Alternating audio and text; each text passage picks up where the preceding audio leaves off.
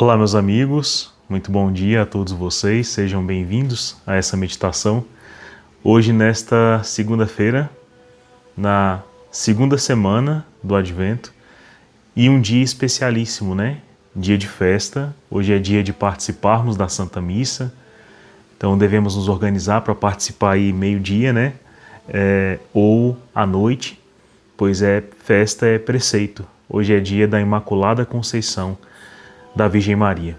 E por meio desse mistério tão belíssimo de fé, a gente contempla realidades importantíssimas sobre a nossa fé e que fazem a gente ainda mais agradecer a Deus por tamanha dádiva, tamanha misericórdia, em ter dado para si mesmo, né, uma mãe, que é a Virgem Maria, e esta mãe é mãe da Igreja, é mãe dos cristãos. Então, assim como a Virgem Maria é mãe da cabeça da igreja, que é Jesus, ela também é mãe do corpo inteiro que esse Cristo originou, né, que é a Santa Igreja. Então, é tão importante a gente celebrar o dia de hoje e, por meio dessa festa, né, louvar a vitória de Deus sobre o pecado, sobre a morte. Então, é importantíssimo que essa festa seja celebrada. Então, rezemos pedindo ao Espírito Santo que nos dê um coração preparado para essa festa, que faz todo sentido de estar aqui inserida no meio do Advento, e que o nosso coração, por meio dessa contemplação, também queira, né, essa maternidade, também queira adentrar no corpo místico de Cristo, também queira essa filiação divina, né? Então, rezemos pedindo ao Espírito Santo que opere essas obras em nosso coração. Estamos reunidos em nome do Pai, do Filho e do Espírito Santo. Amém.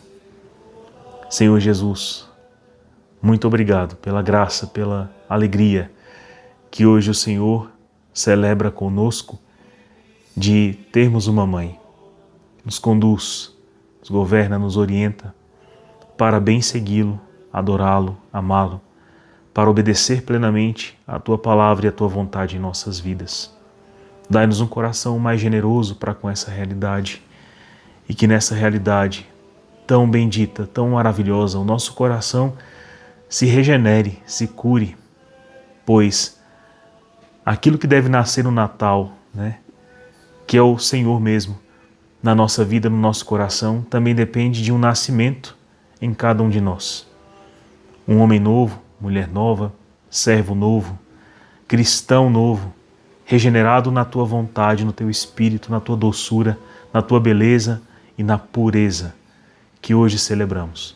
Pureza esta que é principal para que a obra de Deus aqui, de maneira irrestrita, preencha todos os lugares, todos os átrios, todas as lacunas, e o Espírito Santo seja livre nessa obra tão maravilhosa que é a conceição, a concepção da Virgem Maria.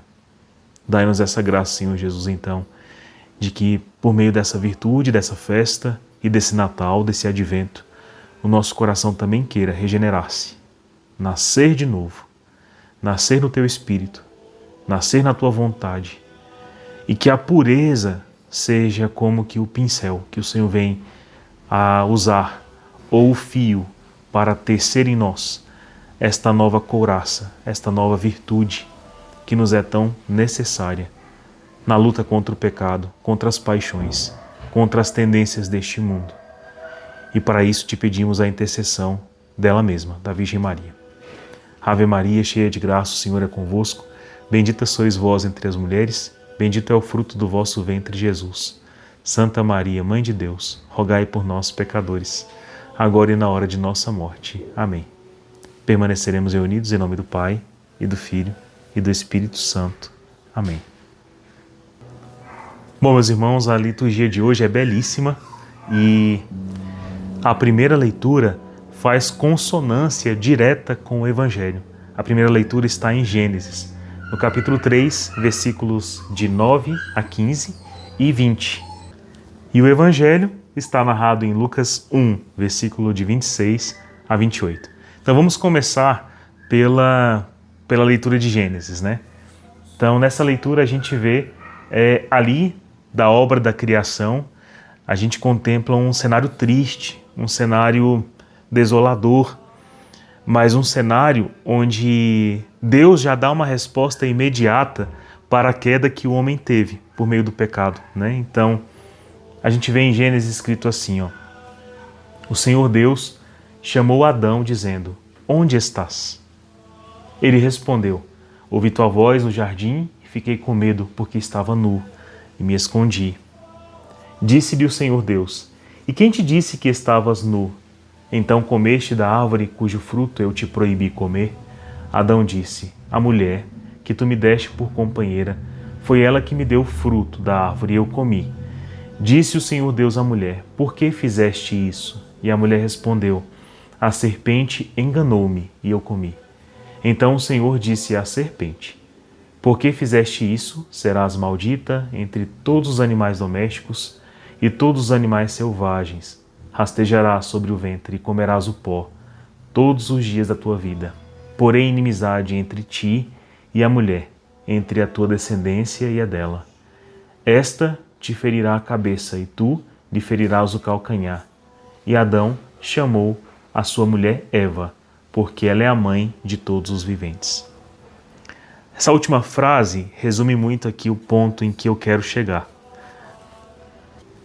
Então aqui, quando Adão dá esse nome Eva, né, para a sua esposa, para a mulher, e aquela que seria mãe de todos os viventes, a gente também percebe que a condição na qual as gerações vieram, né, os filhos de Adão e Eva, da qual nós descendemos, da qual nós fomos gerados, né, Gênesis, de onde possuímos essa linhagem, é uma raça que passou por essa corrupção, infelizmente.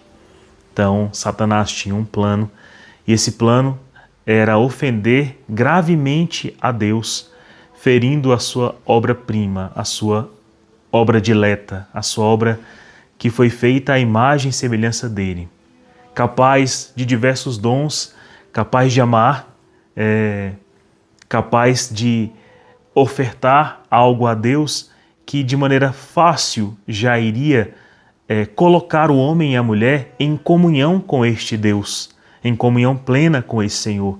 Qual era a obra que Deus pediu então ao homem e à mulher? Crescei-vos e multiplicai-vos. Deixai descendência, né? Ofertai também o domínio, a governança que vocês têm poder de ter sobre tudo criado. Ou seja, bastaria ao homem dar o fruto de suas entranhas e o fruto de seu trabalho a este Deus, a esse propósito de amá-lo e servi-lo, e estaríamos em comunhão com Deus, com o Senhor. Pensa, que coisa maravilhosa, né? E aí, a serpente, como dito no Evangelho, em Gênesis, né? Enganou-nos. E enganou-nos aonde? Pervertendo a nossa razão, a nossa inteligência, para que a nossa vontade assentisse não com o bem, mas agora em produzir o mal. Inclusive, Eva, até mesmo ao pecar, e Adão, ao pecar, ambos desejavam fazer algo que parecia bom. Mas por quê? Porque a luz da fé estava minguada por aquela mentira soprada na inteligência do homem e da mulher. Mentira essa que conspirava dizendo que Deus não era bom, que Deus não era pai, que eles eram escravos, que eles não tinham liberdade, que eles poderiam chegar a serem como deuses. Então a mulher passou a ver o fruto, que antes era proibido, como algo bom.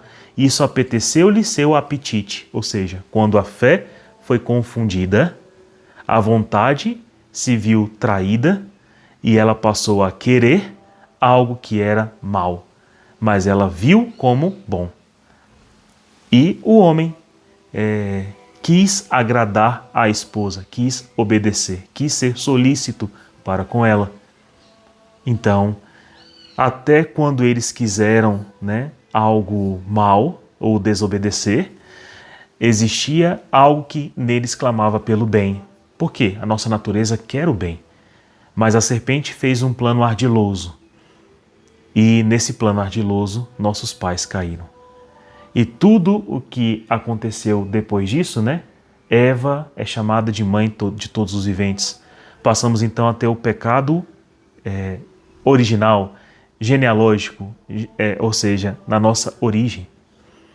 E tudo foi então deteriorando-se. Tanto que Caim e Abel, os filhos de Adão e Eva, passam por um fratricídio, né? Caim mata Abel por inveja, por orgulho, por ciúmes, por não resolver dentro de si a posse do amor divino que ele tinha, ou a posse do amor até do irmão, que também ele tinha.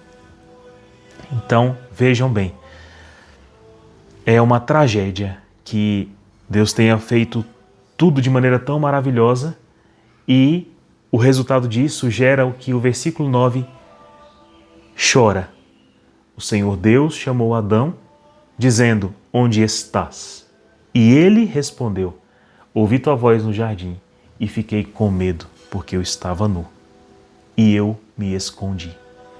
Então, o homem tem essa tendência agora de esconder-se de Deus, esconder-se do bem, esconder-se da verdade, esconder-se da fé, principalmente quando ela exige que nós venhamos a depor o que é mal, para viver no que é bom. Só que Deus não abandonou sua obra. Não nos abandonou. Então essa obra que foi feita por suas mãos, com tanto zelo, tanto carinho, tanto amor, tanta inteligência, dando-nos a capacidade para amar, para ter vontade, para ter inteligência, para ter arbítrio, agora precisava ser regenerada. Por quê?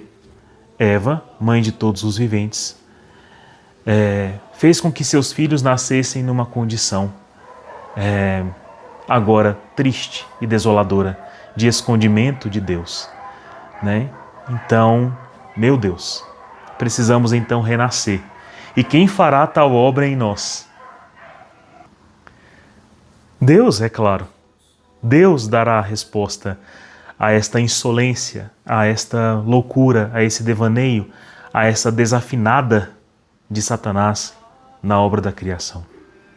Então, Satanás realmente fez um mal, mas Deus planejou um bem.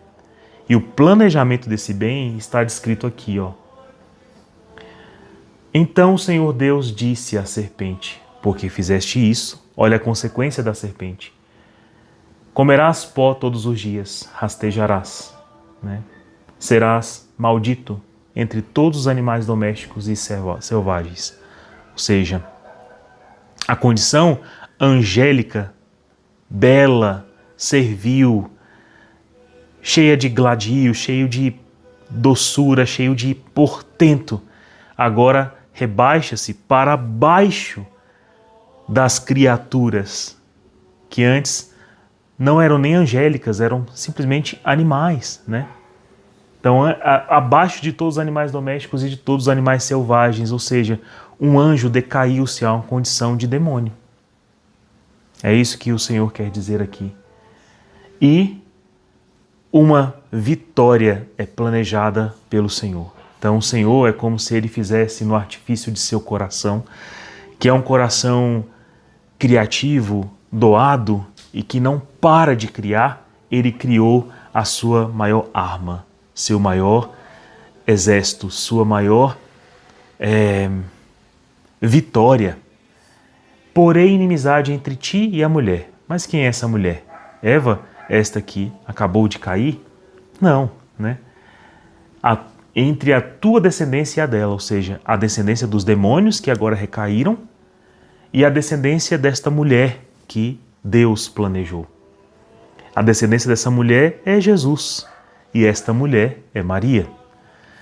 E a descendência, né, desta mulher, sendo Jesus, também é a igreja. Esta te ferirá a cabeça e tu lhe ferirás o calcanhar. Ou seja, a inimizade está posta. Deus escolheu sua arma. Porque Deus poderia ali fazer Ele mesmo, né? Toda este julgamento, Ele tinha matéria para isso. Mas Ele julgou, colocou Lúcifer no seu lugar de demônio, e planejou uma arma que tinha ainda mais capacidade para humilhar Satanás. Por quê? Satanás invejou-se da condição humana, da condição da mulher, de gerar a vida, da condição bela do homem e da mulher, né? Da condição de que Deus também encarnaria, seria homem. Então, Satanás se invejou. Então, ele precisava ser vencido por um homem também, que é Jesus, e por uma mulher também. Não esta que caiu, mas aquela que Deus planejou para nascer, concebida sem pecado, sem a mancha que Satanás quis espalhar em nossa raça.